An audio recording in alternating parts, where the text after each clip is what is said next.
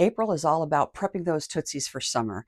Here's why overnight foot care doesn't work for a lot of people. It's not the heel stick, it's not the socks. It's what you're doing before you seal everything in. Most rough heels aren't just dry, they're layered.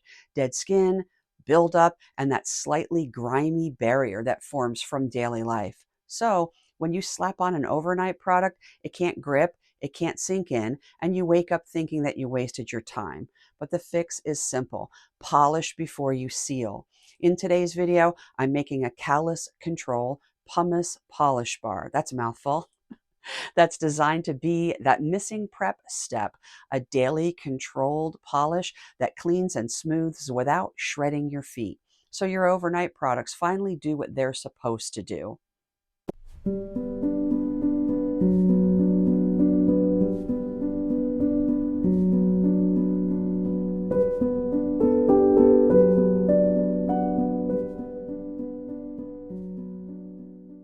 Most people start overnight foot care at the wrong step. They moisturize first and hope the product does all the heavy lifting. But rough heels aren't just dry, they're layered. Dead skin builds up, it compacts, and it turns into a barrier. So your heel stick, your jelly, even your socks end up sealing on top of that layer instead of getting through it. The missing step is simple. Polish before you seal. It has to be gentle enough to use regularly, not a once a week foot filing session. This is why people get frustrated. They do the routine consistently, but the results plateau. The moisture feels temporary and the roughness comes right back. Sometimes the product even feels like it's sliding around instead of absorbing. And if odor is part of the problem, sealing over buildup makes that worse too, because you're not truly resetting the surface. So the next night you apply more, and it becomes this loop where you're treating the symptom but not clearing the layer that's blocking progress. In today's soap, I'm building the missing prep step, a Callus Control Pumice Polish Bar that's meant for daily use. It's not harsh, not shreddy, just controlled polishing that cleans and smooths in one step. I'll show you how I keep exfoliation effective without turning the bar into sandpaper, and why suspension matters so the pumice stays evenly distributed from top to bottom. And I'll also show you how a clean rinse formula supports the rest of your routine, because when the surface is actually reset, your overnight products can finally grip, sink in, and perform like they're supposed to. So we've gone over why overnight foot care stalls out. So now we're going to build the missing step together, because this isn't about making the grittiest pumice soap on the internet. It's about making a daily polish bar that actually supports your routine. It cleans, it smooths, it rinses clean, and it leaves your feet prepped so that your overnight jelly and heel stick can finally do their job. I'm going to walk you through the formula decisions that make this work, the oil balance that keeps cleansing under control, the exact exfoliant combo so it feels polished instead of sandpaper, and the timing that keeps everything suspended evenly through the loaf. Let's go over here to the lab bench and start formulating.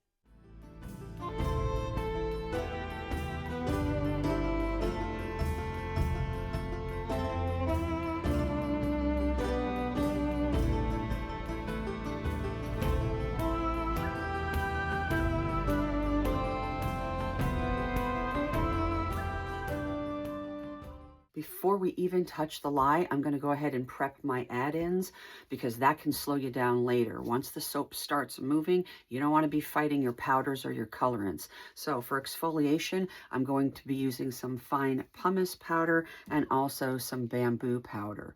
Pumice is the actual callus polish, and it's going to do the heavy lifting here. Bamboo is going to be the finisher. It helps the bar feel buffed instead of scratchy. I'm just going to combine both of them and give it a quick mix.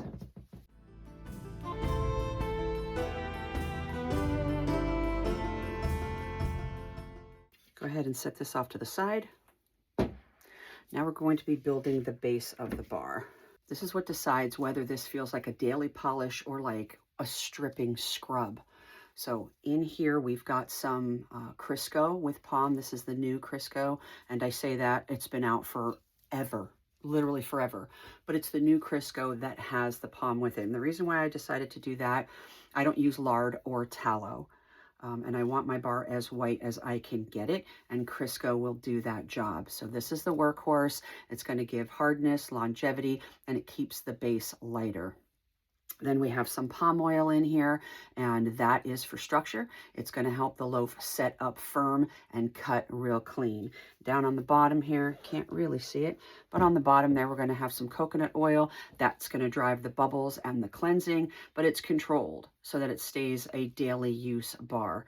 Then we've got some olive oil here. This is going to add some conditioning and glide. We have some shea butter included. This is going to add creaminess and cushion. And then we have some castor oil, and this is going to support the lather structure so that the foam stays creamy. So I'm going to go ahead and melt my hard oils down. Then I'm going to add my liquid oils because I want to soap as cool as I can. And because I want both my lye water and my oils to be around the same temperature, definitely below 100 degrees, I'm going to start working on my lye solution now because this is going to heat up, and then I'm going to need the time for this to cool back down. So I'm going to go ahead and prep my colorant slurry first. I'm going to be using titanium dioxide today.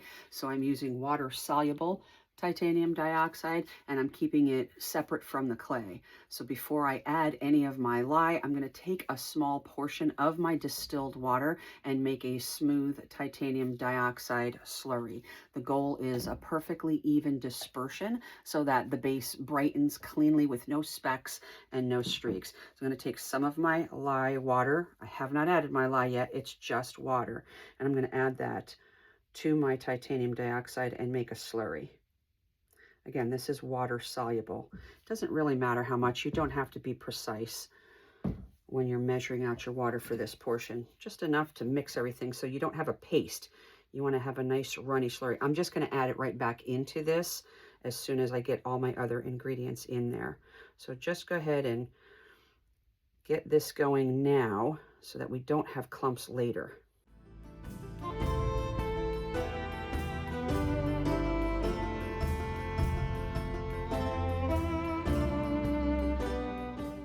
All right, go ahead and set your slurry with your titanium dioxide. Put that aside, and then we can start working on our lye solution.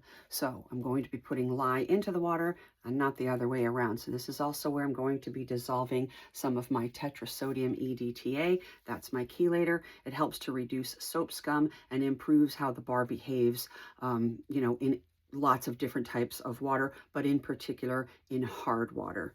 So we're going to go ahead and add tetrasodium EDTA, and I'm using tetrasodium instead of disodium because it's better suited for high alkaline environments, which is what soap is. I am also going to be adding sodium lactate because that's going to help with the unmolding process, and it supports a cleaner cut in the end and makes the bar just a little bit more hard.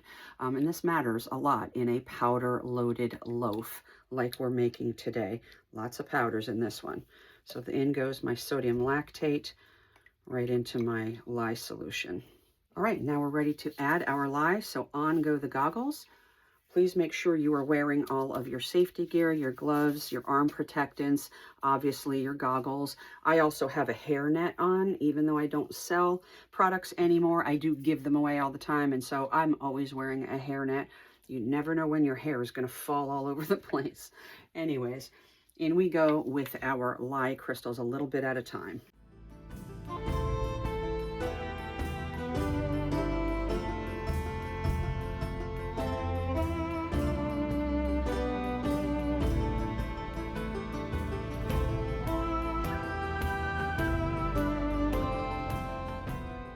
Okay, once you're confident that you don't have any more lye crystals floating around down on the bottom, just go ahead and set that aside because we're pretty hot right now.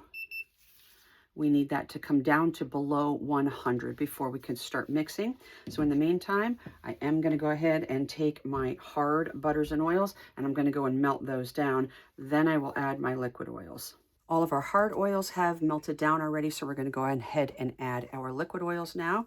Here goes the castor oil. And before it gets too cool, after I add that other liquid oil, I'm going to go ahead and add some BHT before we start mixing everything. And so BHT goes into the oils. It's an antioxidant helper. It slows oxidation over time, and it helps keep the fats fresher, especially in a bar that's going to live in a steamy shower, which is where you're going to be using this. So BHT goes into your warmed oils. And we want to make sure that's fully dissolved before we add our last liquid oil, which is cold. Once we do that, this batch is going to cool down considerably. Right now we're sitting at 158. Let it settle for a second, see if you see any floaties. A couple more seconds of stirring. And then we can go ahead and add our olive oil.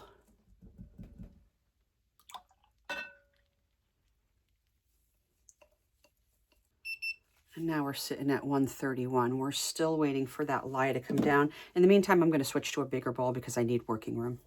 Once your lye water gets cool enough, you can go ahead and add that titanium dioxide slurry. And that's going to help it cool down just a little bit more because it's cold liquid. So go ahead and give that another stir.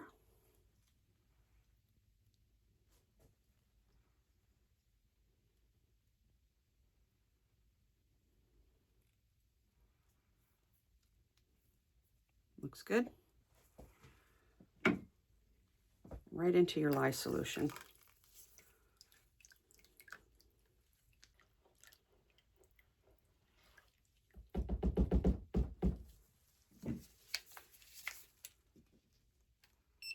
Still have quite a ways to go, but just adding that, drop that down by 6 degrees. We still have quite a ways to go. In the meantime, while we're waiting for that lye water to continue to come down, we're going to go ahead and add our clay to our warmed oils, give it a quick buzz, and let that just sit here and continue coming down to temp as well.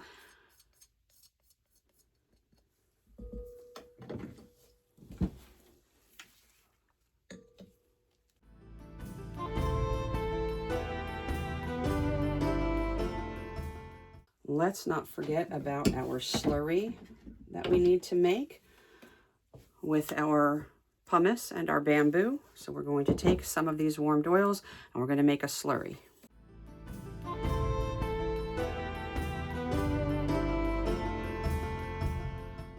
You can see how this is grayish because of that pumice, which is why we added the titanium dioxide, because I don't want a gray bar. It's not going to come out white either, but the titanium dioxide will help offset the dark color of this gray pumice. Just keep on mixing until you get a real nice slurry with no clumps left. Okay, let's see. We are at 106 and 101. I'm too impatient. Plus I have an appointment that I need to get to, so I'm going to get moving right now. We're going to add this lye solution into the pool.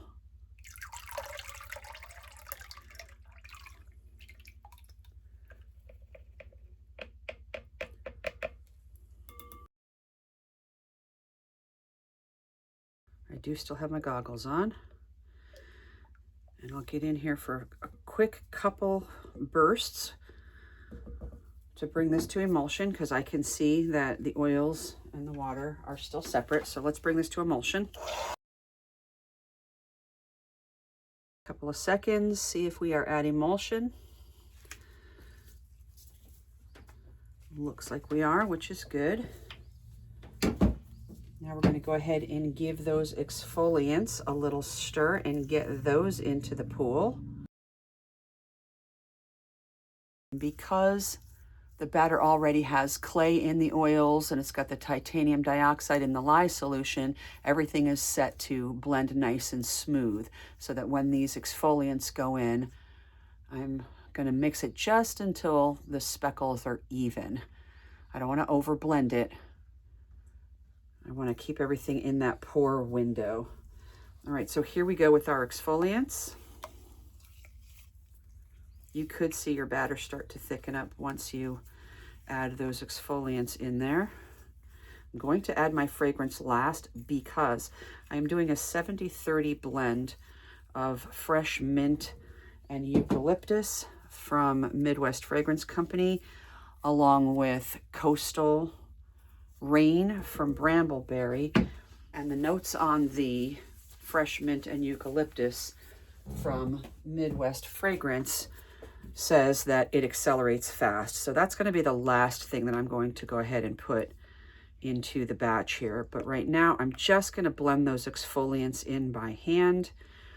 Then I will get in there with a stick blender again in a moment. You can see the batter has turned a different color. See, there's one little speck floating around that did not really get dissolved all the way. So I do see that little speck right there. That's fine. Adds character. So this is going to go to like a beige. It's not gray, it's not white. But that titanium dioxide that we added absolutely is helping, because I did not want a gray bar. All right, let's get in here with our stick blender again.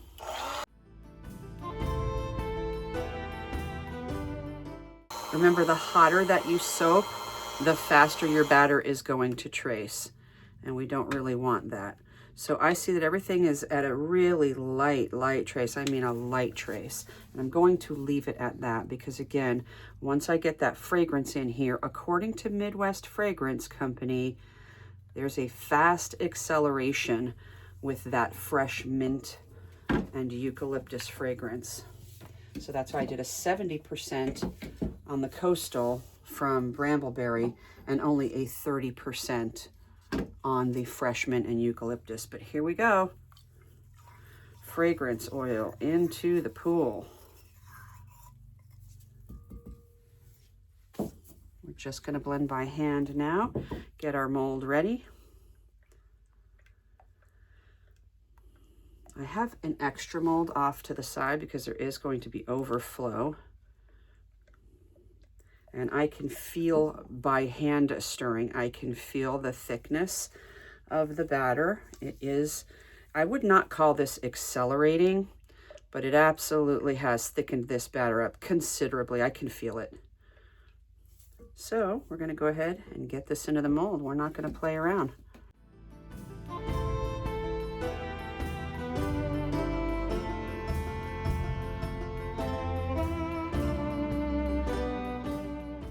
And let's do some texturing on the top.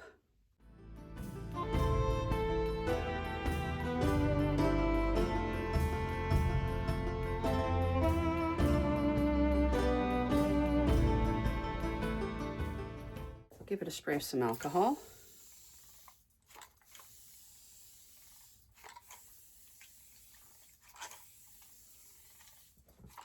And then we're just going to go ahead and insulate this overnight.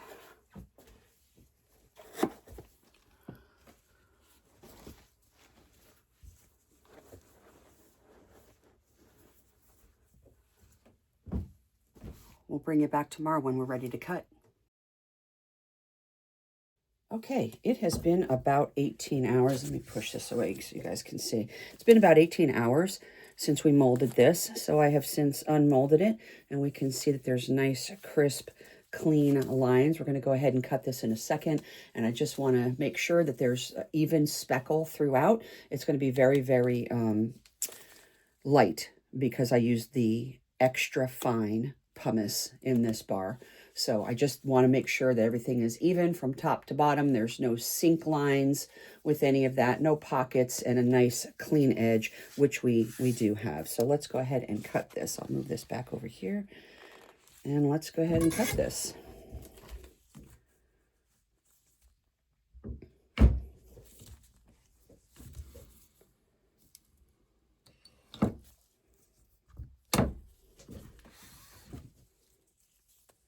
Beautiful.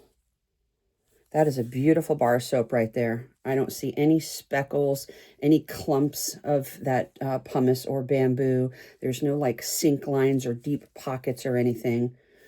That's a gorgeous bar of soap right there. Beautiful. Let's keep going.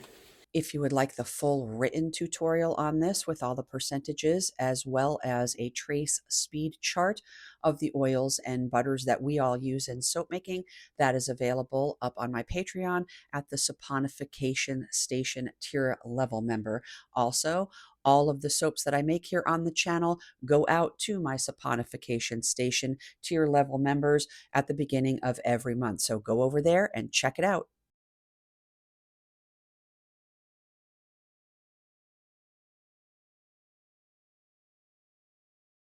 So here's what we learned today. If overnight foot care keeps disappointing you, it's usually not because the product is bad. It's because the surface isn't prepped. A daily controlled polish clears that compacted layer and resets the surface. And that's what lets your overnight jelly and heel stick actually grip and sink in. That's why this bar is built the way that it is. A balanced oil base so that it cleans without feeling harsh, a controlled exfoliant system so that it's smooth without shredding, and the support additives like a chelator, sodium lactate, and the whitening so that it performs like a real routine bar. If this helped, hit like and subscribe and share it with somebody that you know. Leave a comment down below, rough, dry, or odor, so that I know what foot problem you want me to solve next. See you in the next formulation. If you're a YouTube channel member, the written formula and instructions are waiting for you in the description box. If you're not a member, you can also get this formula along with more than 100 others and all future releases by joining my Patreon, or you can pick it up individually in my Etsy shop. All the links are below. Choose what's right for you.